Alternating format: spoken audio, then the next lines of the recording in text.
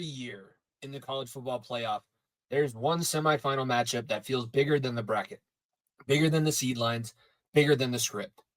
And tonight, that matchup is UTSA versus Oregon. The 12 seed AAC Champion Roadrunners, the most unlikely survivor in this entire playoff, stepping into the third round against the number one seed Oregon Ducks. The Big Ten champs built the program built for January, at least on paper. Here's where things get interesting. Oregon has the talent. They have the depth. They had just escaped Clemson in a 39-38 Rose Bowl Classic, and they're coming off an extra rest that everybody swears is an advantage. But if you follow the Ducks story, you know rest hasn't always been their friend. This is the program that became the first number one seed in the playoff history to lose coming out of the bye week. This is the first program that still has yet to make the quarterfinals as a number one overall seed. For all their speed, for all their swagger, this round, this stage has been their wall. And opposite them, a UTSA team that wasn't supposed to be in the playoff, let alone in the semifinals. A team that has outworked, outlasted, and outright shocked every giant in front of them. Call them a Cinderella. Call them chaos. Call them whatever you want. But they're still here, still standing, and absolutely not afraid of the Ducks. So tonight, it's powerhouse versus survivor, tradition versus momentum, destiny versus disruption. And only one of them is going to the national championship. This is episode 16 of the Rise of the Roadrunners here on the Far End of the Bench YouTube channel and 94.3 The Bird. Let's get into it. The best in the business, Jimmy Pilato there on our studio intro. Welcome to 94.3 The Bird and the Far End of the Bench YouTube channel. I am the voice of the Roadrunners, Frankie the Horn Calderon. You are here for episode 16 of the Rise of the Roadrunners series, and we are getting set for a semifinal clash. Conference champion versus conference champion. Number one overall seed, Oregon. The Ducks enter off of a Rose Bowl victory against the Clemson Tigers. 39-38 was the score. Oregon has struggled in this new format of the playoffs. They have been the number one overall seed back-to-back seasons. In the inaugural bracket, they lost coming off the bye week. Here come the Roadrunners. UTSA undefeated entering tonight's matchup. Oregon bringing in a 13-1 record. As I mentioned, both won their conferences. UTSA, the American Conference champion. Oregon, the Big Ten champion. Ducks will be in their green and gold. UTSA elected to wear their all whites in this uniform. They will be kicking off to the Ducks first. And we are set for action here inside of the Georgia Peach Bowl here for the semifinals. Opening kickoff, taking up the sideline. That's going to bring it out to about the 17-yard line. Dante Moore is going to lead out a very potent Oregon offense. Ever since the era of Chip Kelly, Oregon's offense has been known for its speed. They have been getting bigger on the size front, especially with the move into the Big Ten. Dante Moore sets up with a running back in the shotgun formation to his left. Moore is going to throw on first down, under pressure right away. Sack exchange doesn't get home, but it forces an errant pass. That is going to be a huge key for this one. If UTSA can get Dante Moore out of the pocket and under duress, they will not be able to take advantage of the disadvantage that they have on the outside. Speed and All-American receivers. That screenplay there, RPO, Moore tried to get it out to his receiver. It is broken up through the contact, and that'll bring up third down and 10, and Oregon at risk of an early third and out against this very stingy and vaunted UTSA defense. Moore in the shotgun. He's looking to throw. Oh, he nearly was sacked on that play. Deep pass on the sideline, and it's going to fall harmlessly to the turf. Dante Moore showing off his huge arm. That one went a good 70 yards in the air with as high as he threw it. And the Chick-fil-A Peach Bowl starts with a 3 and out. UTSA getting the ball back here as Anderson sets up on the punt return, going across midfield towards his sideline, right in front of Coach Clay Stonewall Merritt. And as we have a second here talking about this offense, we cannot talk about the talent that was brought in here and utilized to its advantage without talking about the man behind the headset. The reason why this series exists. Coach Clay Stonewall Merritt brought a Division II mindset into a struggling young Division I program, and what he's done so far is nothing short of a miracle. Henry Jr., shotgun carry for 1st and 10 play, able to get forward for a gain of 3, the 6th-year senior. Closing in on the last couple times he's going to be having a chance to wear a Roadrunners uniform. McCown able to get it to Houston Thomas. Thomas had to lay out and go get that one right at the playoff semifinal logo. Awesome play there, and the offense is humming. Nearing the red zone here, just outside it at the 27. McCown is going to throw again. He's going to go deep. It was underthrown, but man, back-to-back plays. Big number 88, Houston Thomas, coming up big and bailing out his quarterback.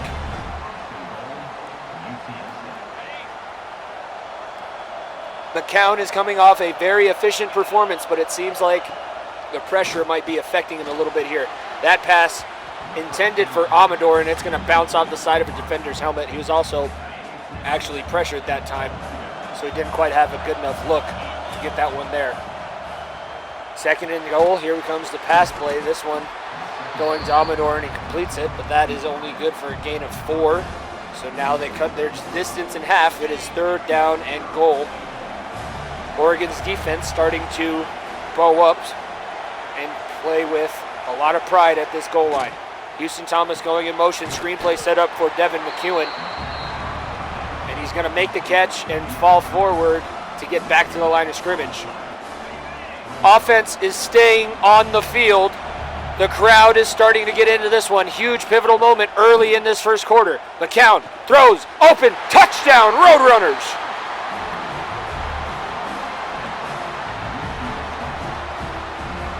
The sophomore slot machine, David Amador II.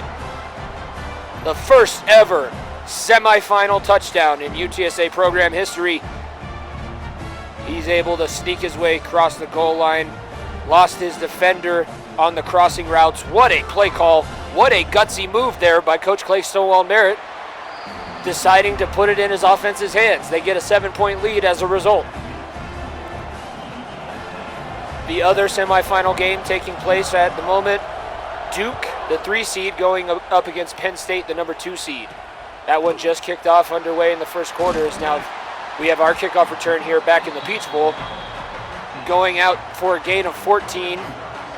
They're going to spot him at the 15-yard line. So Dante Moore will now open up in an empty formation. 5 wide receivers in the shotgun. He's going to move up in the pocket and firing to an open man along the sidelines, but good rally there from the defense. It's obvious to tell that the strategy for UTSA is to try and keep these speedy Oregon defenders in front of them, playing a lot of zone and trying to run up and make tackles. Number 13, Owen Pewee, in relief of number 10, Kendrick Blackshire, who was the starting outside linebacker the entire season. He partially tore his ACL last weekend, so Pewee into the game, and he makes the first big play on that run on third down now. Moore is going to nearly get sacked for the first time today. It is not going to go down as a sack, but that ball was drilled into the turf, including Dante Moore's face. Anderson on the punt return, this time from his own 36, and he is gobbled up right away. Anderson, it is a little bit different returning punts against a Big Ten opponent than it is an American Conference opponent. Handoff. Fake, play action fake goes to Henry Jr. And now the pass. Oh, leaping grab by Amador. I don't quite know if he had to jump for that one, but it was a good thing he did. Tiernan, the safety, tried to split him in half from the backside of that route. Incredible play to hang on to the ball, and now 1st down and 10 inside plus territory for the 2nd drive in a row. Henry Jr. breaks a tackle in the backfield. Now there's a lot of open room in front of him. 20, 15, makes a move, 10, 5, nobody's going to get him. Touchdown, Roadrunners!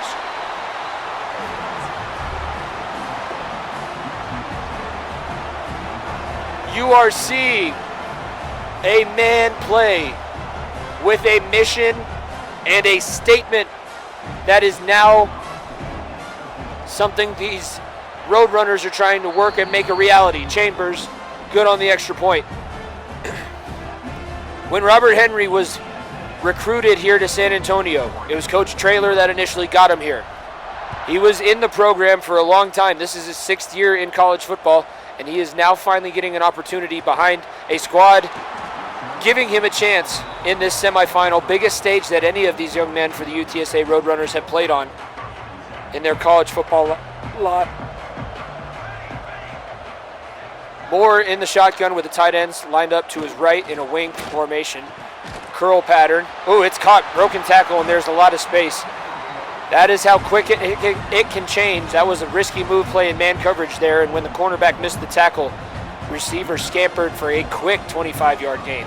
First down and 10. First down for Oregon all day. Handoff going to the right side, and Shad Banks is initially stiff-armed all the way nearly through the turf. Pee Wee, the other linebacker, able to get the running back down in the backfield, so we're going to have second down and long coming up for the Ducks. Moore is going to go on the ground again. There's space this time. UTSA got caught out of their gaps. Noah Whittington charging forward for the first down. That's a gain of 12. Inside Roadrunner territory. This defense nearly went 3 full quarters last weekend before getting threatened with any kind of points against Texas Tech in the Big 12 champion. This one complete to his tight end, and now the UTSA Roadrunners starting to learn a little bit about the resiliency of these other conferences. When you do not out-talent the teams in your own conference, everybody is able to punch and fight back. We knew Dan Lanning was going to bring his best game, especially when they're down 14-0 early like this. Moore in the shotgun from the 15, finds his tight end off the RPO fake. And that is going to be a touchdown, Ducks. Oregon is going to bite back into this lead. For the time being, it is 14-6. Kenyon Sadiq was able to take advantage of the run action there, and the safety never got back over into position. Easy scheme touchdown. That was a really good play call from Lanning. And now the PAT gets blocked. Oh no, an Oregon guy scoops it up. He's running now open field. Nobody's going to be able to stop him. Oh my goodness. And to make things even worse, there is an injury on the UTSA sideline. So you blocked the extra point, and it turns into a good 2-point conversion off of the scoop and score by Oregon. And it looked like Owen Pee Wee is coming off the field with an injury, and he is already in place of one of your former injured starting linebackers.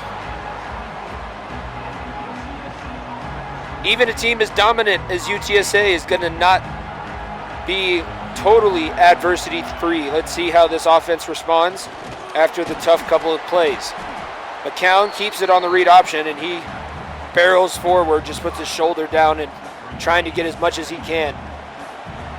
Everyone can feel the momentum starting to shift and lean, and UTSA is trying to figure out any way to stop that. That is not going to do it. There is Henry Jr. trying to get around the right edge. Is going to be brought down in the backfield. Loss of 2, and that's going to bring up third down and 6. McCown firing over the middle. Houston Thomas open once again. Big play. That has been McCown's go-to target as Oregon's playing a heavy coverage on the outsides, trying to take away McEwen and DeCorian Clark, leaving the tight end in vulnerable matchups. This one going to Willie McCoy, number 19, the senior, in the open field, lots of speed. He is drugged down just outside the goal line. If you've been following along with our FEOTBpod.org blog series, The Rise of the Roadrunners, following Coach Clay Merritt and this team, we've said Willie McCoy showed over the end of last regular season, this season, he is showing the ability to be a game breaker. Somebody that doesn't have to play all the plays, but when he is on the field, he is a speed mismatch. This would be huge if UTSA was able to answer back the Oregon touchdown and push their lead back out to 14. Starting the second quarter from the 1-yard line, Henry Jr., nobody's even going to contest him. Oregon's defensive line was driven nearly through the back of the end zone into the stands. And Robert Henry Jr. with his second touchdown of the day. Touchdown, Roadrunners.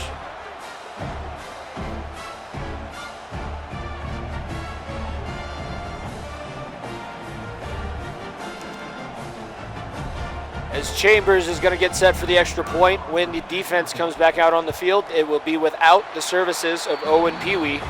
As on that last PAT blocked sequence, he ended up breaking his fibula, and he is going to be out for the rest of the season and for all intents and purposes the beginning of next season. And we'll see what his recovery timeline looks like. That is a tough blow, especially for a young man who is just now getting a starting opportunity. He is very broken up on the sidelines, and he's going to go ahead, get showered, and then try and get back out and support his guys. That is a bad, bad way for this defense to be. Oregon, after marching down the field pretty easily, Whittington is going to get the handoff on first down and fight forward for a gain of 4. The Ducks are going to go hurry up and get back on the football. It's 2 tight ends in the formation. They're both lined up to the right, twins out to the left with 2 receivers. Whittington gets the play action fake. Moore's trying to roll out to his left. Oh, what a play by Brandon Tucker. Kay and Roberts Day is in on it as well. That'll be the first sack of the day, but Brandon Tucker, if you watch that replay back, he bit down hard on the play fake. Actually let Dante Moore break contain, which is something you're not supposed to be letting the quarterback do. But he had enough speed to get back involved in the play. That is huge for the Roadrunners. On 3rd down and 12, Moore is going to complete it underneath. Evan Stewart, the receiver on that one, trying to make a couple man miss, but it is not good enough for the 12 yards that he needed. It is 4th and 4, and Oregon is sending their 3rd punt of the day into the sky. We appreciate everybody joining us here on the Far End of the Bench YouTube channel. Make sure you check out the Far End of the Bench podcast with our in-studio hosts Jimmy Pilato and Nico Bryant every Thursday.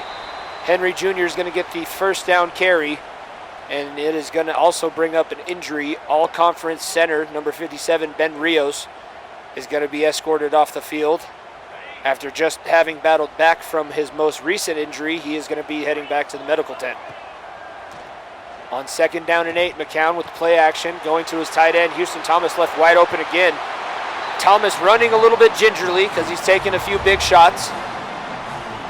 He'll just go out of bounds, but not after a huge gain into Oregon territory. From the Duck 40, McCown going deep to Corian Clark, has it. Touchdown, Roadrunners. I thought he overshot him. Oh man, they went deep on the post route. Oregon guessed wrong on that one. McCown still not quite putting it in the most desirable of places, but that one to Corian Clark was open by 3 steps. Junior quarterback Owen McCown, 10 of 11 on the day. That is his 2nd passing touchdown. And now UTSA is going to line up and go for 2 to push the lead back to 21 after that accidental 2-point conversion from Oregon after the most recent touchdown. It is good on the slant route to McEwen, 29-8. Now the score is UTSA is getting ready to go back out and try and shut down this Oregon offense once again. Oh, big stop at the 10-yard line. That one looked painful.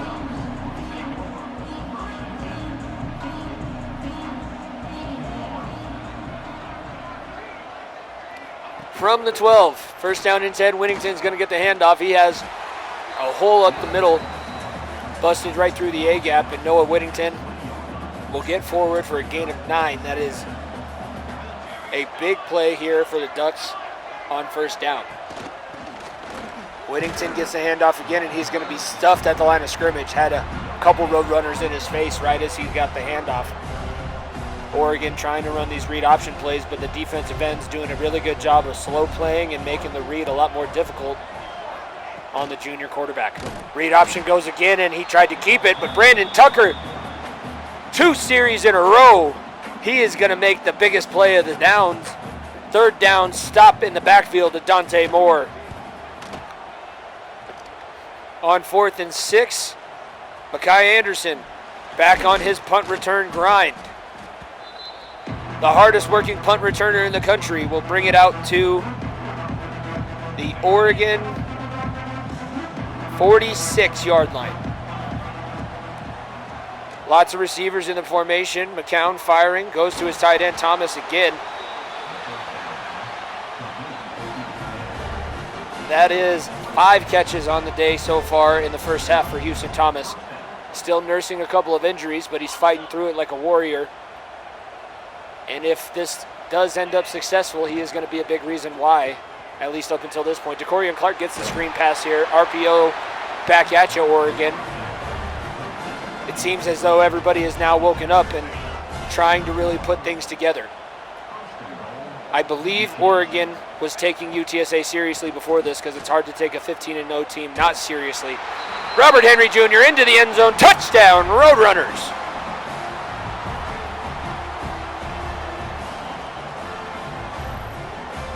Man, oh man, when it rains it pours. I'm still not comfortable. You still should not be comfortable if you're listening here on 94.3 The Bird. Oregon's offense is damn explosive. But then again, so is UTSA's, and I got a feeling that the defense isn't just going to fall apart, as Oregon has Dylan Tiernan down with an injury. We have about 25 seconds left until the 2-minute timeout in this Chick-fil-A Peach Bowl. Kickoff brought to us by the Far End of the Bench podcast and 94.3 The Bird. Thank you very much for tuning in. And if this is your first time joining us, welcome. Join the community and make sure you subscribe. Bookmark feotbpod.org. Keep up to date with everything happening, both podcast-wise with Jimmy and Nico, as well as with our series, as this season looks like it might roll on. More firing on first down. It is complete. That'll bring his passing totals to 6 out of 10 for 85 yards, nearly halfway through this one.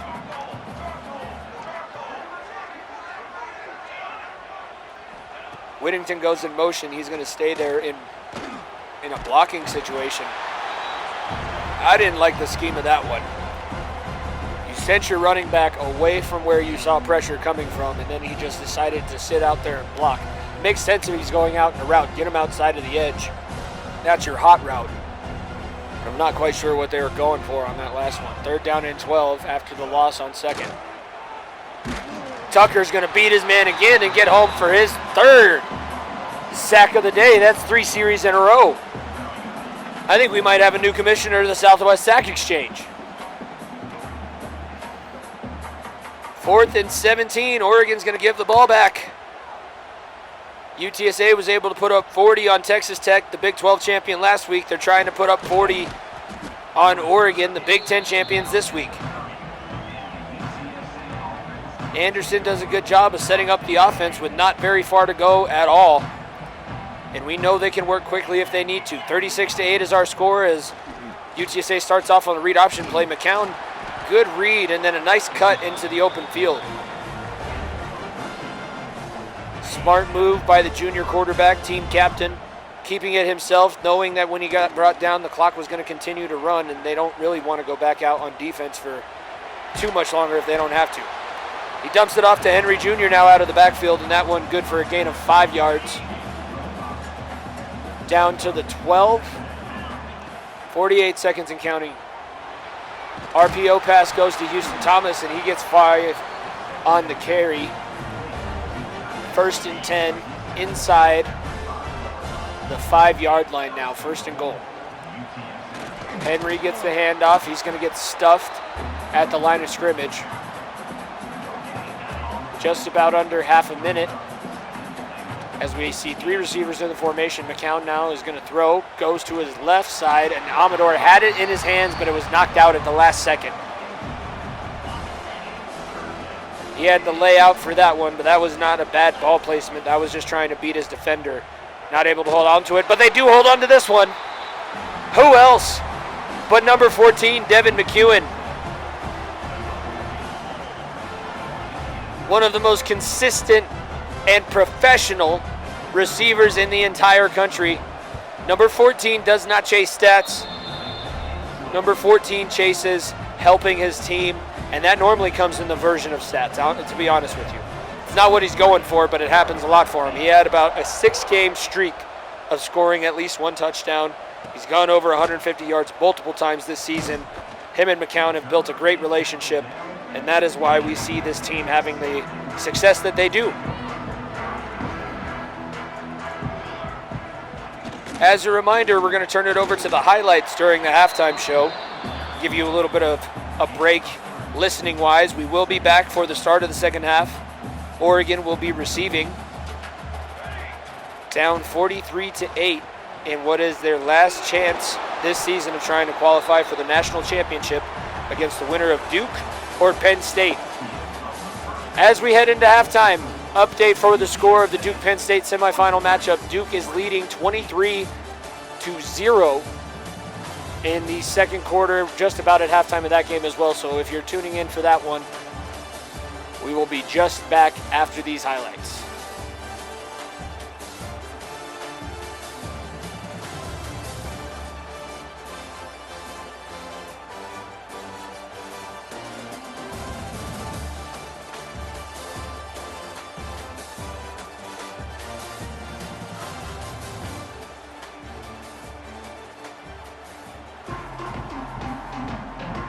Welcome back, Bird Nation, to the Chick-fil-A Peach Bowl. As I'm just realizing, I misremembered the opening part of the game. The Roadrunners were on defense, so now we're going to see the Roadrunner offense back out onto the field, and they're really going to be able to put this one out of reach, even with as explosive of an offense that they're playing. As they're about to win the middle third of the game, and they've won the first opening third, and by all accounts, it looks like they're going to be able to finish it off and win the last part of the game. McEwen gets the opening pass out of halftime. Makes a nice little move. And honestly, you have to start wondering how much longer any of the starters are going to be playing, because you've already had Pee Wee go down with a broken fibula. Rios is still not back into the game after his bruised rib injury. Houston Thomas just exited after having a monster first half. Now going to the other tight end, Dan Dishman, in relief of Thomas. That was a nice catch and run. Broken tackle and everything. Good enough for a first down. These tight ends, it's almost like they're carbon copies of each other, but they love contact and they love to just peel the paint off of folks' helmets. McCown with trips bunched to his right. He's going to hand off to Henry up the middle. Now Dishman is going to come up holding his ribs. So Oregon must be doing something. They are talented and big. And if we're going to be honest, this is where, whether it was going to be Oregon's scheme, UTSA not being able to handle the moment, or UTSA just not being able to physically hold up, it's going to come down to who can last the longest. But as we say that, Robert Henry Jr. back into the open field, nearly brought that one to the house. But it is just a 30-plus explosive yard play.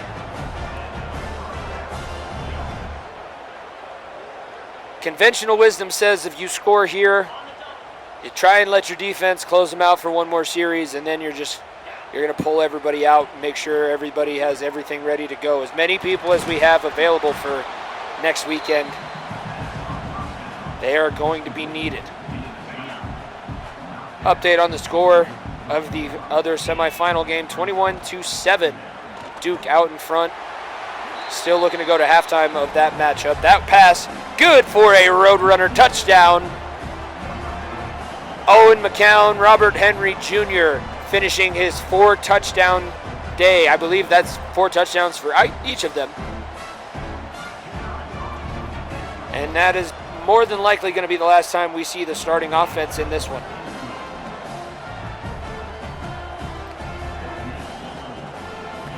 A 6-play, 79-yard scoring drive. What a night, what a performance. Nobody was sure how they'd handle the pressure, but it seems like they don't flinch. Coach Merritt does a good job of making sure his team comes out and plays like a robot. Methodical, same way, every single time.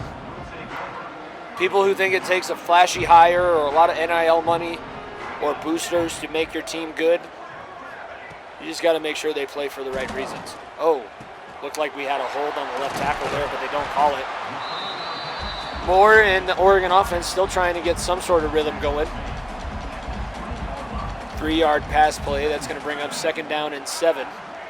Staring up at a 42-point deficit. Now trying to go up to the outside here, and it's complete, but it might as well have been dropped because he was dropped 2 yards behind where they got to, and now they're just right back where they started. From the left hash mark, Dante Moore is in an empty set in the shotgun. Looking to the middle. Oh, and it's into traffic. Picked off number 15, Tyan Milton now trying to bring it back open field. Straight up the middle of the hash marks. Man, this team could not have asked for a better way for the first teams to finish off their days. Touchdown on offense, turnover on defense. And now our twos are going to have a great opportunity to make this an even more wide of a margin. Jamie Rhett goes to Willie McCoy. After his explosive play getting down to the 1 yard line, that screen play goes for a gain of 8. Second down and 2 from the 10-yard line. Trying to get it across there, and number 27, also a senior running back, so running out of time in this uniform as well, John Emery Jr. will get it past the first down marker. Now we have first down and goal starting from the 7 for the Roadrunners.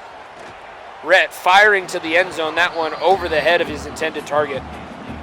It was the right throw to make, he just did not execute. That one was closer to hitting the goalpost than it was to actually falling into the receiver's hands. Second down and goal from the 8. Still throwing out of this one. He's going to check it down to his running back. And Emery will get to the 3-yard line. The second team struggles to try and pound it past people, but they just go right behind you. Touchdown, Roadrunners. They fooled everybody. I think Oregon was guessing run. And DJ Allen hit that quick slant route, went right past the middle linebacker. Actually watched the ball go the entire way from quarterback to receiver. What a night. What a performance. What else more can we say, to be honest? Can't let it go to your head, and this is not the end-all, be-all of what we wanted it to be. There should not be any more importance applied to this game. It was a good business win, a good business decision. I know that's how they talked about it in the locker rooms. We talked about it as a monumental opportunity, but seemed like it was going to be too much David and Goliath. How are you going to overcome the size, the speed, the amount of players, the equipment, the facilities, the experience?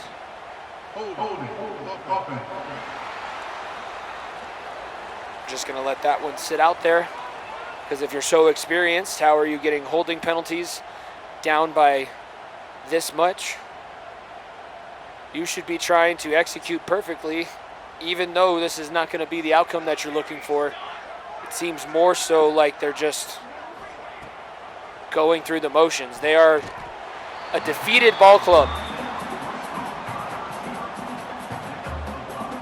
Normally known for their mental toughness, especially under head coach Dan Lanning, but even he can't keep his players going through what has happened here.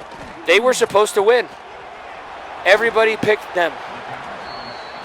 The algorithms, you put it into any different computer program you want, Oregon would have been picked as your winner of this game and going in to play the national championship because they had the best regular season in the biggest conference. Handoff going to Whittington. He's going to get stuffed in the backfield on 3rd down and 3. Nana Anawanu is the one who brought him down in the backfield. That's going to bring up 4th and 5 in the third quarter. We'll have a punt return and then probably one more play before the final frame.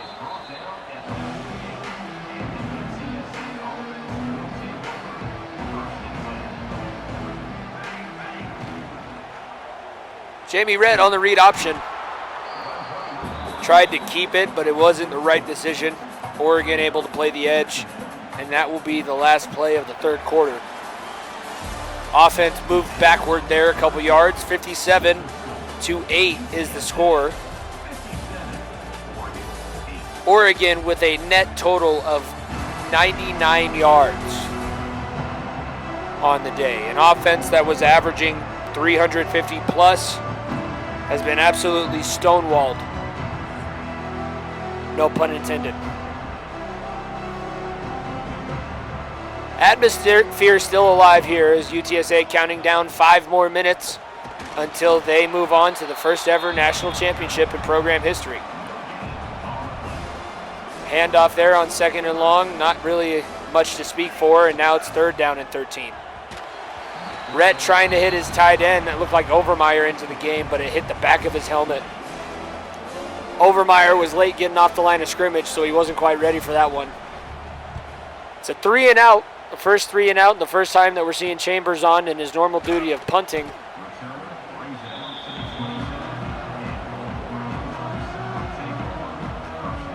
And we're going to see the backups into the game now for Oregon as well. Trying to get everybody playing time in the national championship. That deep pass in and out of the hands of the intended target. That's Kyler Casper. Had the chance to make a play, just was not able to execute at the very last moment. Ball will fall harmlessly to the turf, and now here we have a 2nd down and 10. Quarterback going to roll out to his right, finds an open receiver. Nice little play design there. Quarterback Austin Novosel, number 16, completes his first pass of the day. 3rd down and 4. Wide receiver coming in motion out of the bunch formation. He's going to retrace his steps now, go back the other direction. In the middle of the defense, that one bats around a couple places. Thought it was going to get picked off, but it goes back into an incomplete pass, and now 4th down and 4. Ducks on to punt. Not ducks on the pond, ducks on to punt.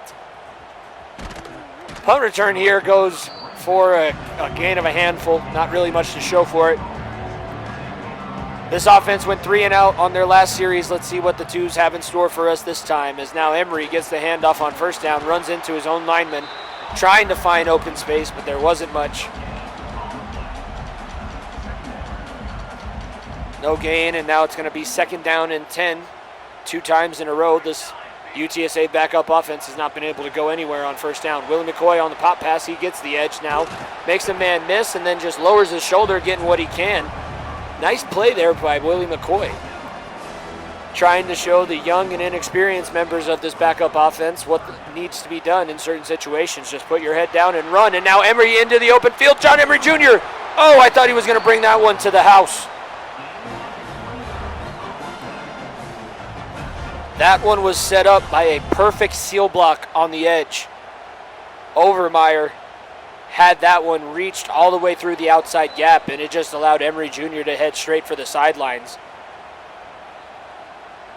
40-yard run on 2nd down, and now we have a new set of downs in plus territory from the Oregon 35. Emery going to go back the other direction now. He's right into the open field. 10-5, touchdown, Roadrunners.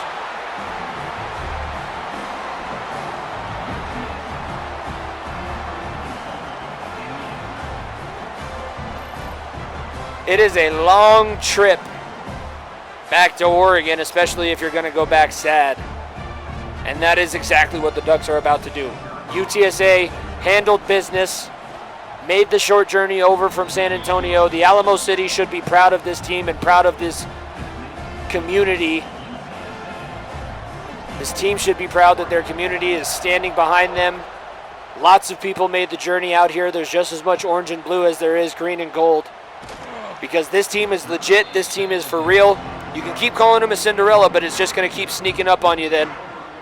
And it's your season that gets turned into a pumpkin, not ours.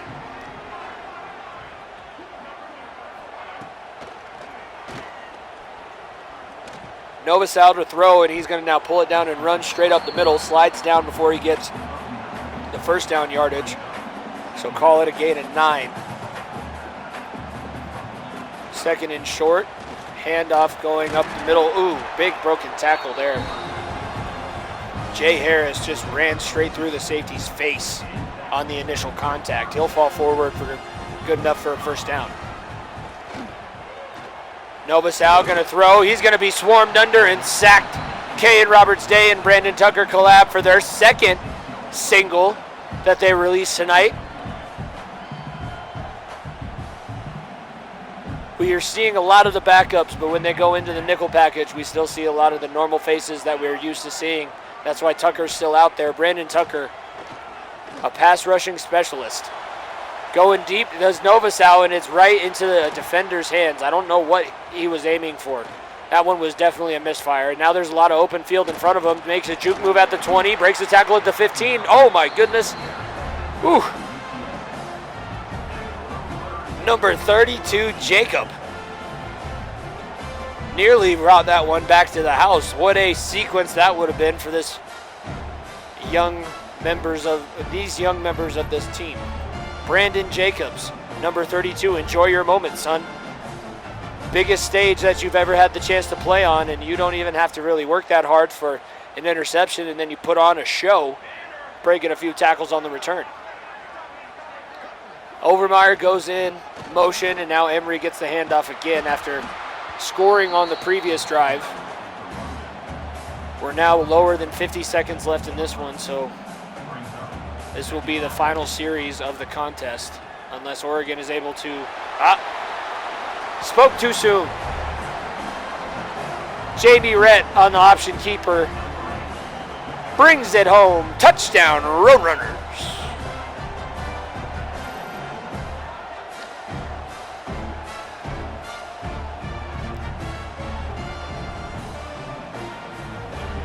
Update in the opposing semifinal. Duke still leads, but it is now 28-14 in the middle of the third quarter.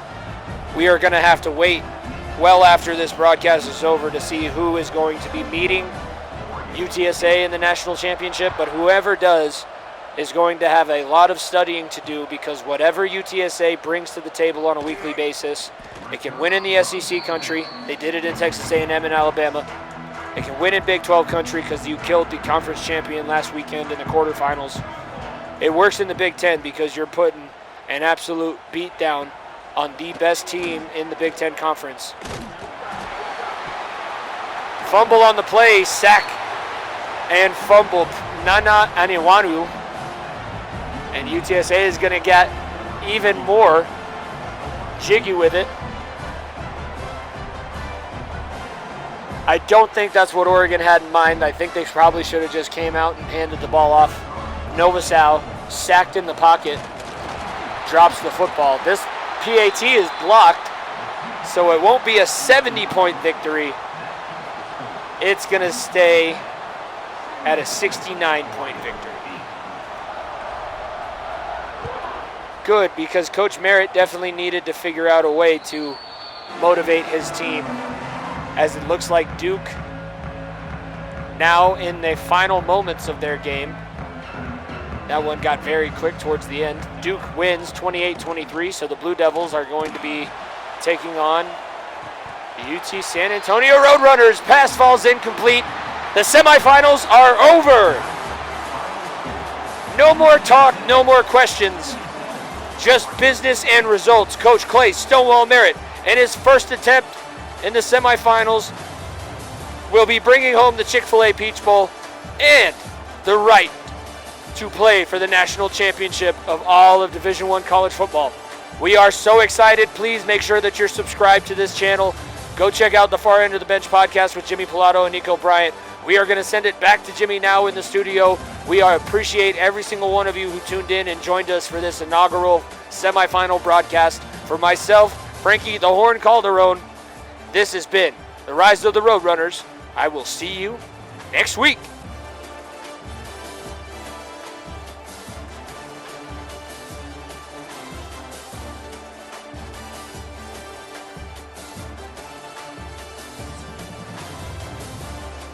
$77-8. Let that sink in, because that's not a typo. That's not a video game score. That's UTSA, the 12 seed, walking into the semifinal and absolutely dismantling the number 1 seed in the nation. For the last 2 weeks, we've heard it all. You got lucky. They're a cute story. It's a fluke. It's not a fluke. Turns out it's not a fluke. Coach Merritt's Roadrunners didn't just win. They dominated every inch of the field. Physically, mentally, emotionally. Oregon came in rested, ranked, and ready. And UTSA took every excuse and burned it to ash. This wasn't a Cinderella slipping through the cracks. This was a champion proving it belongs on the same line as every blue blood in college football. Every route was sharper. Every tackle finished. Every possession meant something. When a team beats you 77-8, that's not luck. That's a statement. The Roadrunners, from unranked in September to national championship game in January, 12 seed, AAC champion, and now the giant slayer that the sport can't ignore. They proved it again. It's not a fluke. It's a movement. Next stop, the national championship. And after tonight, tell me who in their right mind wants to line up across from UTSA. This has been the Rise of the Roadrunners, episode 16. The road keeps rising, and they are not done yet. If you don't stay down and you never quit, come on over here and sit on the far end of the bench.